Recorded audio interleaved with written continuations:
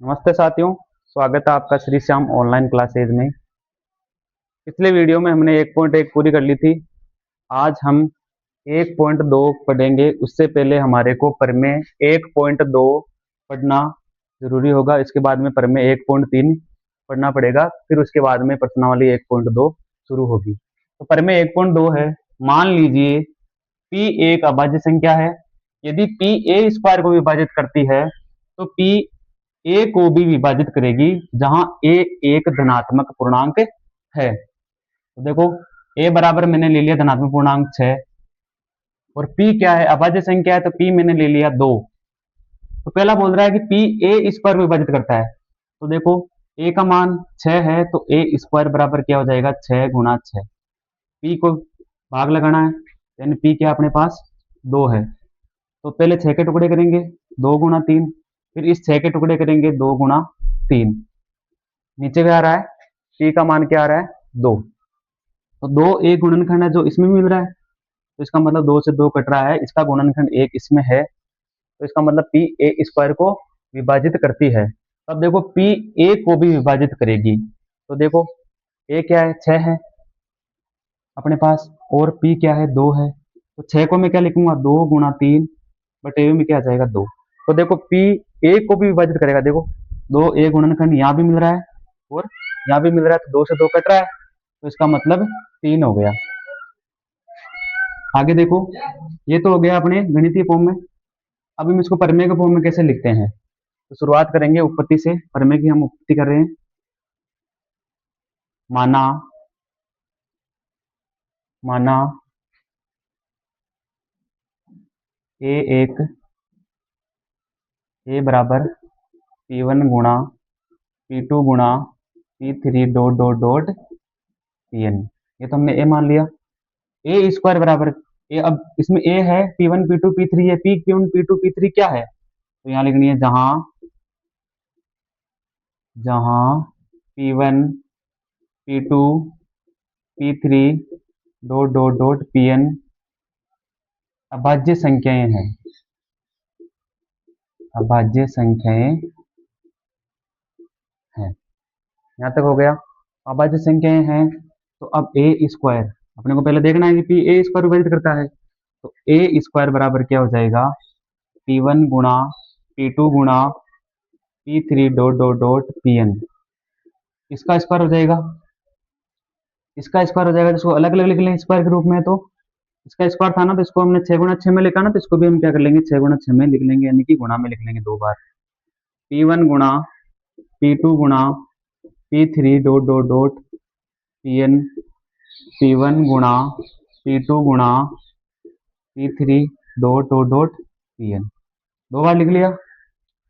इसके बाद में अब देखो, यहाँ हमने 2 बार लिखा था, तो इसका ए गुणनखंड ऊपर वाले मिला था, तो यहाँ लिखना है पी ए स्क्वायर को विभाजित, समीकरण यहाँ एक दो, इसको विभाजित करता है तो समीकरण 1 से, इससे समीकरण 1 से पी का एक गुणनखंड, पी का एक गुणनखंड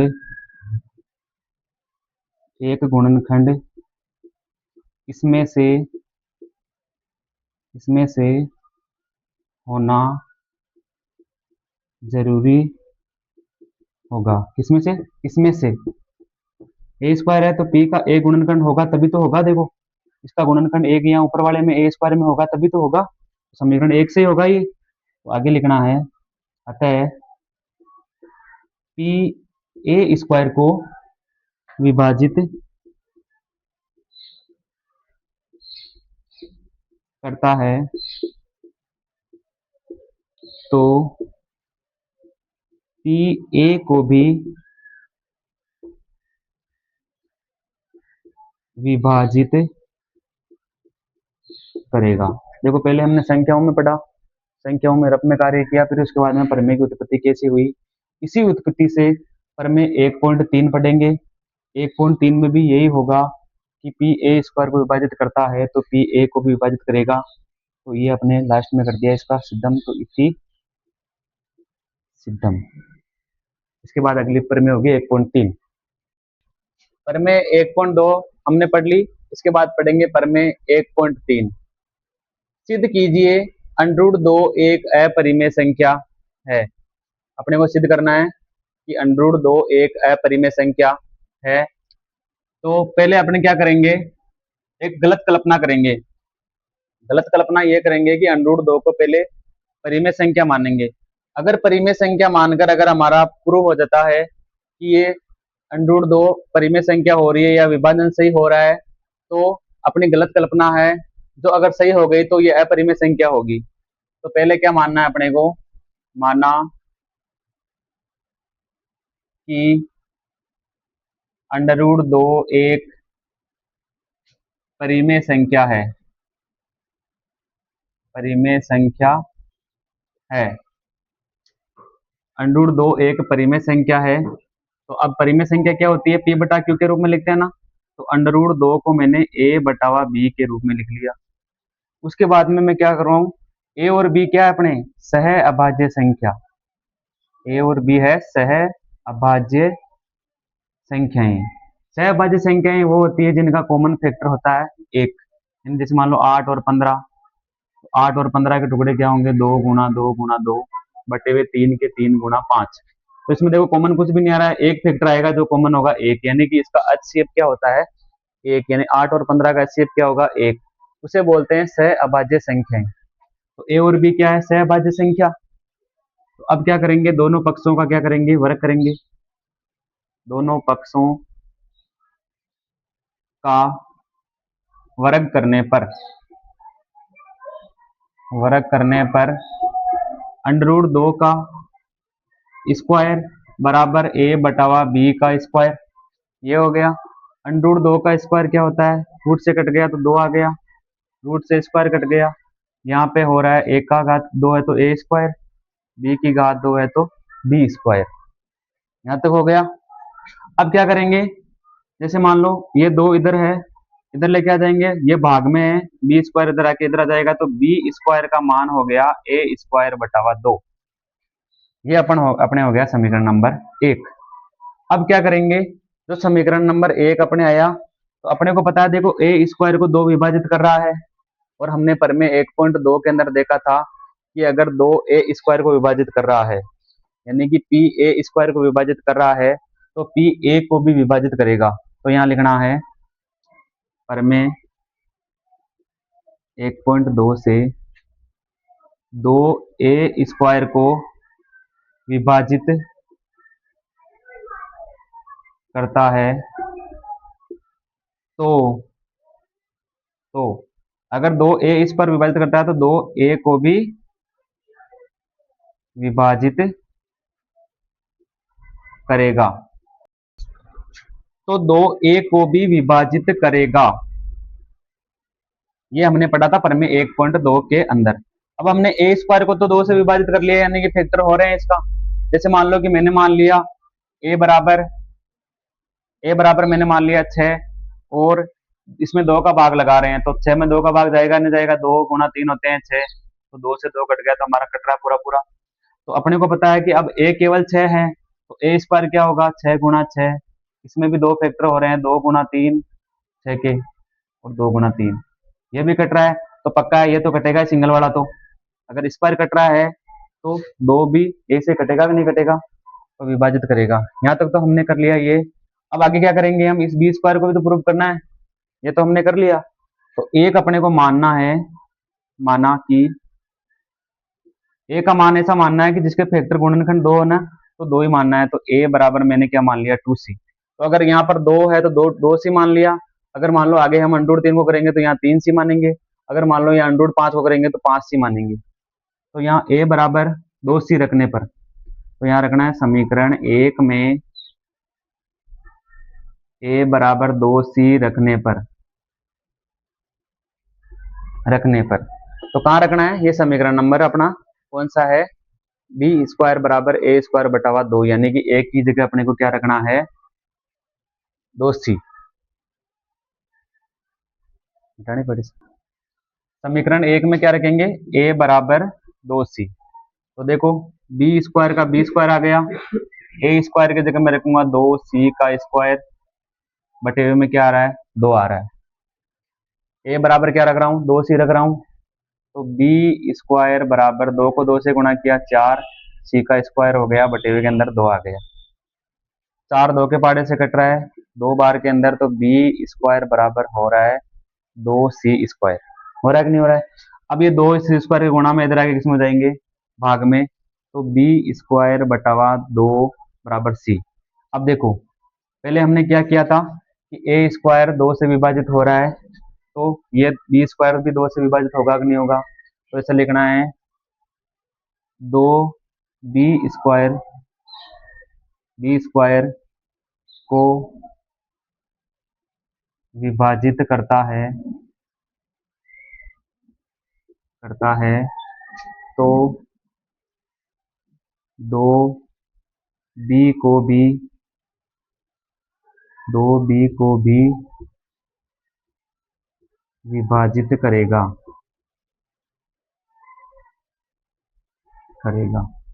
देखो अब इसमें भी देखो नीचे विभाजित करेगा, तो देखो इसमें ए का फैक्टर भी क्या आ रहा है, यानी ए का गुणनखंड नीचे क्या आ रहा है, 2 आ रहा है, और बी का भी क्या आ रहा है, 2 ही आ रहा है। तो इसमें मान लो देखो कॉमन आ रहा है, दोनों चीजें ए और बी दोनों क्या आ रहे हैं, समान आ रहे हैं। लेकिन परिमेय मानी थी हमने, गलत कल्पना की थी ना, उसके आधार पर अपनी कल्पना सही हो रही है, तो इसका मतलब ये एक परिमेय संख्या नहीं है, ये क्या है, एक अपरिमेय संख्या है। तो अपने को लास्ट में लिखना है, यहाँ लिखना है, यहाँ एक विरोधाभास है, यानी कि हमारे को गलत आभास हुआ था। ए और बी क्या है, सह अभाज्य संख्या है।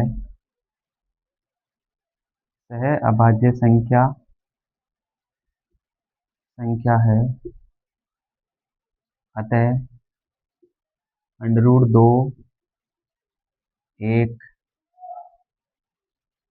अपरिमेय संख्या होगी। ये अपना हो गया प्रश्नवाली 1.2 का पहला क्वेश्चन। पर में हमने 1.1 पढ़ ली, 1.2 पढ़ ली, 1.3 अभी भी पढ़ी है, जो √2 वाली थी। सेम उसी तरह इसी को सिद्ध करना है, √5 एक अपरिमेय संख्या है कि नहीं है। जैसे हमने पिछली पर में 1.3 की थी ना, सेम उसी तरह होगा, वहां √2 था और यहाँ √5 है।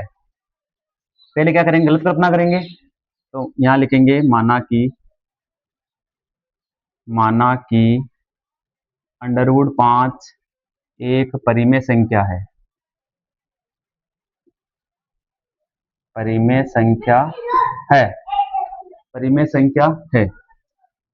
तो परिमेय संख्या क्या होती है, जिसको P बटावा Q के रूप में लिख सकते हैं, यही होती है। तो P बटा Q के मतलब Q बराबर नॉट इक्वल क्या होता है, 0 होता है। तो P बटा Q के रूप में मैं लिख रहा हूँ A बटा B है ना, तो √5 बराबर A बटावा B, और A और B क्या है अपने सह अभाज्य संख्या मैंने बता दिया कि इनका कॉमन फैक्टर क्या होता है, एक ही होता है, यानी 80 भी इसका क्या होता है, दोनों संख्याओं का एक ही होता है। तो यही वो करेंगे, दोनों पक्षों का वर्ग करने पर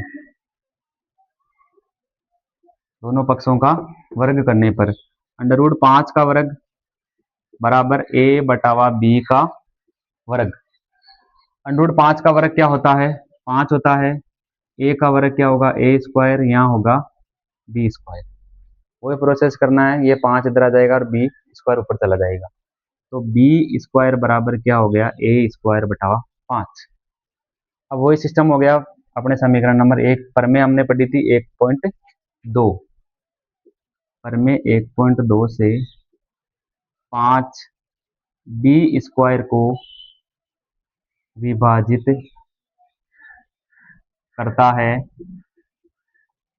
तो 5 B को भी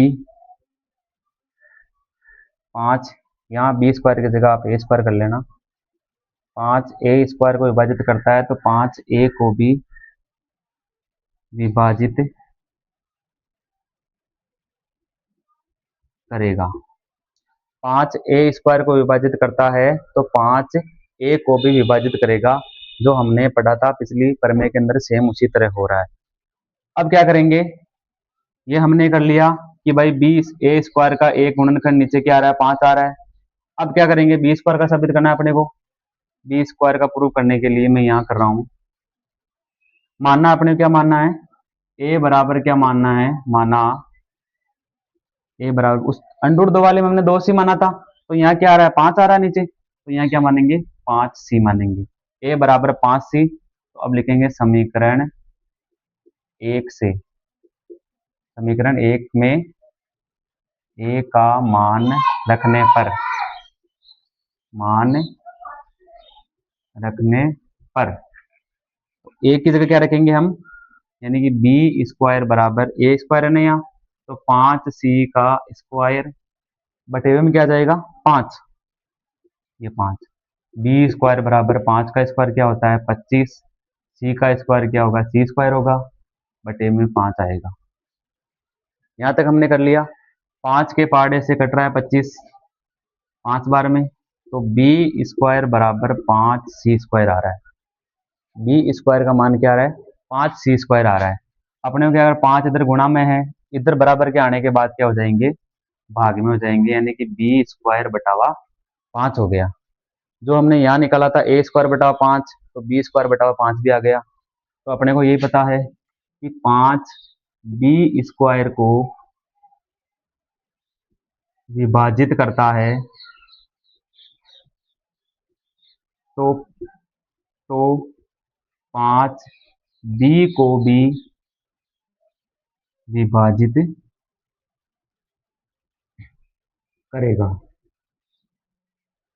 अब देखो इसमें नीचे वाला क्या कॉमन फैक्टर आ रहा है, 5, यानी कि a का मान क्या आ रहा है, 5, और b का मान भी क्या आ रहा है, 5। तो हमने गलत कल्पना की थी कि √5 एक परिमेय संख्या है, और वो परिमेय संख्या हमारी क्या है, और सही साबित हो रही है कि नहीं हो रही है, 5/5, यानी कि 1 आ रहा है। तो 1 क्या है, एक परिमेय संख्या है। लेकिन ये तो हमारी कल्पना क्या थी, गलत कल्पना थी। और जो गलत कल्पना हमारी सही हो रही है, तो यहाँ हमारे को क्या हो रहा है, एक विरोधाभास हो रहा है। फिर उसके नीचे हमारे को लिखना है, क्वेश्चन अगर वो खत्म हो गया, जैसे मान लो अपने कर दी गलत कल्पना कर दी, तो वहां लिखना है यहाँ एक विरोधाभास है, क्योंकि a और b तो सहभाज्य संख्या है, अतः हमने एक गलत कल्पना की पुष्टि की है, √5 एक अपरिमेय संख्या है। ये लास्ट में अपने को लिखना है क्वेश्चन खत्म होने के बाद। इसके बाद में क्वेश्चन नंबर 2, इसको भी सिद्ध कीजिए कि 3 + 2 √5 एक अपरिमेय संख्या है या नहीं। तो अपने को यही कल्पना करनी है, माना कि पूरी को लेना है, 3 + 2 √5 एक परिमेय संख्या है, एक परिमेय संख्या है। उसके बाद क्या करेंगे, परिमेय संख्या क्या होती है, a बटा b के रूप में लिखते हैं हम इसको। तो 3 + 2 √5 बराबर a बटावा b, आगे समझ में। उसके बाद में a और b क्या है, अपन क्या लिखते हैं, सह अभाज्य संख्या, सहभाज्य संख्या है कि नहीं। उसके बाद क्या करेंगे, देखो यहाँ पे प्लस का 3 है, इधर आने के बाद किस में हो जाएगा, माइनस में 3 हो जाएगा। तो यहाँ 2 √5 बराबर a बटावा b, माइनस में क्या हो जाएगा, 3 हो जाएगा। अब इसमें दोनों में क्या लेंगे, एलसीएम लेंगे। इसके नीचे माना 1, तो यहाँ बचा 2 √5 बराबर b, हमने लिया एलसीएम, तो b का भाग b में b एक बार गया, ऊपर वाली संख्या से गुणा करेंगे तो a है, 1 का भाग b में b बार गया, b को 3 से गुणा करेंगे तो 3 भी आया, है कि नहीं है। अपने समीकरण क्या है, ये आया। अब 2 इधर गुणा में है, इधर आने के बाद इसमें जाएगा, भाग में हो जाएगा। तो √5 बराबर a - 3b बटावा 2 भी आ गया, यहाँ से 2 गुणा में था, यहाँ क्या आ गया, भाग में आ गया।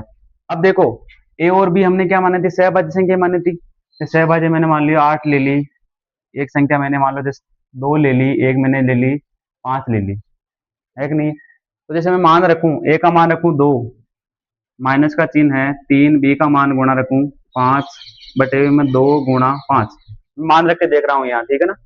तो 2 - 3 को 5 से गुणा किया 15 आया, 2 को 5 से गुणा किया 10 आया, यानी कि -13/10 हो गया। और ये p/q के रूप में है कि नहीं है। तो यानी कि इधर वाले तो क्या आ रही है, परिमेय आ रही है, परिमेय संख्या आ रही है, और इधर वाली क्या आ रही है, अपरिमेय संख्या आ रही है।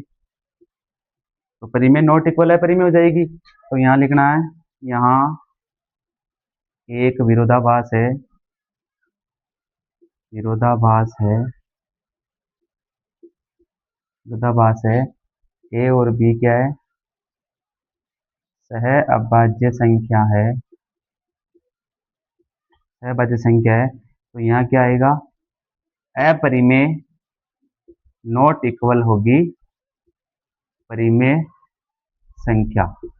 पीछे लेफ्ट में लिखना है इति सिद्धम। उसके बाद में क्वेश्चन नंबर 3, सिद्ध कीजिए कि निम्न संख्याएं अपरिमेय संख्या है। जो हमने दो पढ़े थे उनके आधार पर ये होगा। तो मैं पहला यहाँ कर रहा हूँ। तो अपने को मानना है कि माना